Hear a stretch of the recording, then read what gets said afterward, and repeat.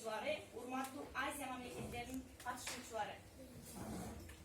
Биз Афганистан, Бутан, Кытай, Индия, Казакстан, Монголия, Кытай, Непал, Пакистан, Россия, Тажикстан, Өзбекстан жана Кыргызстан республикасы болуп 2013-жылы Бишкек шаарында активисттерди жана алар байырлаган Азиянын бийик тоолордун экосистемасын коргоо боюнча болуп өткөн эл аралык форумда Бишкек декларациясына кол койгонбуз. Анын негизги себеби болуп бийик тоолордогу активисттерди, алардын популяциясы жашаган ареалды жана ошол ареалдагы бири-бири менен тыгыз байланышкан экосистеманы коргоого алып, ага зыян келтирип жаткан климаттын өзгөрүүсүн, азыгынын жетиштүү болуусун, мыйзамсыз аларга аңчылык кылуу жана чет өлкөлөргө сатуучу мергенчилердин ишин көзөмөлгө алып, экономиканын жогорулоосун көздөп, ар кандай кен байлык өндүрүүчү ишканалар кен байлыктарды казууну чектетип, бул глобалдуу көйгөйдү чечүүгө максат койгонбуз. Бул багытта 6 жыл аралыгында ар кандай иш чаралар өткөрүлдү. Кыргызстанда бир нече спутниктик радио каргы сатып алынып, илбирстердин мойнуна тагып кое берүү пландалууда. Ал эми алар жашаган жерлерге фото капкандар орнотулуп, ээлеген аймагын миграциясынын изилдөө иштери жүргүзүлүүдө. Ак илбирстер Кыргызстанда Пискем, Чаңгалаш, Талас, Кыргыз Алатуу, Суу Самыр, Чаткал, Фергана, Туркестан, Алай, ошондой эле Күнгөй жана Тескей Алатоо, Нарынтоо, Молдотоо, Атбашы, Сары Жаз жана Какшал тоолорунда кездешет.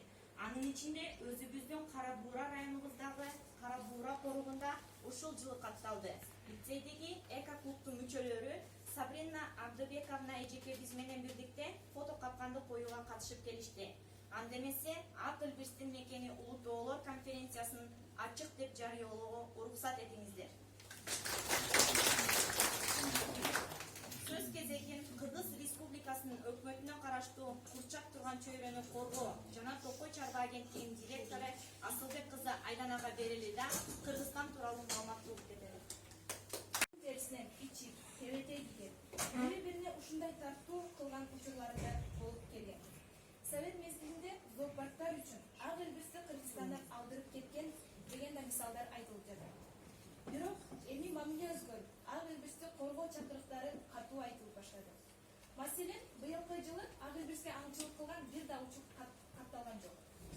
Эл аралык форумдун башкы максаты ак илбирстерди коргоо жана аларды санын көбөйтүү. Бул жаатта биздин өлкөнү дүйнөлүк коомчулук колдоп жатат. Кыргызстан илбирстерди коргоо үчүн өзгөчө коргоого алынган жаратылыш парктарынын ишмердүүлүгүн жакшыртуу жаатында бардык чараларды көрүүдө. Айта кетсек, биздин өлкөбүздө Хан Теңри, Алатай, Каначу жаратылыш аймактары түзүлдү. Эске ала кетсек, 2010-жылга чейин ак илбирске аңчылык кылгандарга салынган айып. Биздин парк тууралуу айта кетсек, биздин парк 2012-жылы 11-декабрда Кыргыз Республикасынын өкмөтүнүн 822 токтомунун негизинде Кара Буура мамлекеттик коругунун балансындагы жерлер Кара Буура мамлекеттик жаратылыш паркы болуп кайрадан түзүлгөн. 2013-жылы Кара Буура Токой чарбасынын жерлери кошулуп, Кыргыз Республикасынын өкмөтүнүн 6-сентябрдагы 487 токтомунун негизинде Кара Буура Токой чарбасы жоюлуп, Кара Буура мамлекеттик жаратылыш паркына кошулуп, 61.544 гектар аянтта транс чек аралык маанидеги Кара Буура мамлекеттик жаратылыш паркы түзүлгөн. Бүгүнкү күндө Кара Буура мамлекеттик жаратылыш паркынын жалпы аянты 61.770 гектарды түзөт. Жана жогоруда айта кеткен эле транс чек аралык мааниде түштүк батышынан Казакстандын Ак суу жабагылы коругу менен чектешет. Түштүгүнөн болсо Өзбекстандын Пискем коругу менен чектешет. Түштүгүнөн болсо Жалал Ата областынын Чаткал районунун Беш Арал коругу менен чектешет.